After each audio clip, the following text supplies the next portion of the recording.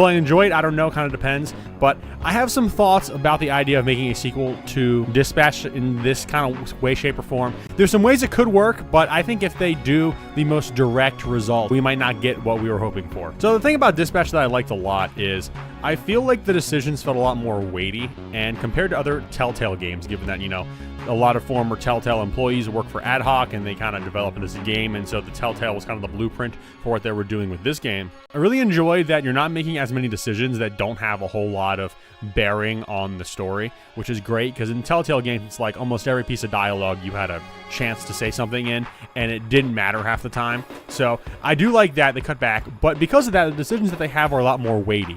And so as a result, I feel like there's more in this game than in a typical Telltale game that would affect how a sequel would look. For example, okay, minor spoilers here, minor spoilers. You sort of get the opportunity to romance either Invisigal or Blonde Blazer, okay?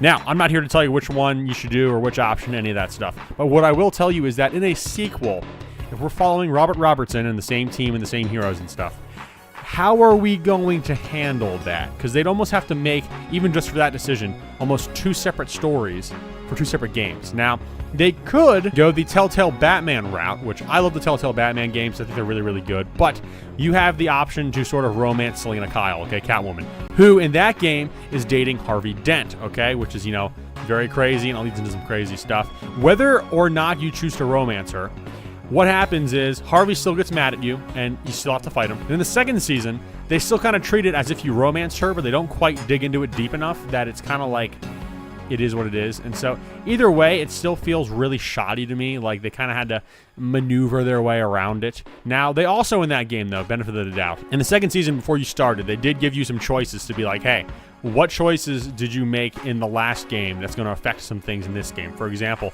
Bruce Wayne, you know, if he chose to try to save Alfred or not at the end. If he chose not to save Alfred, Alfred then, you know, is seen with an eye patch because he got, you know, damaged from the whole fight with Lady Arkham.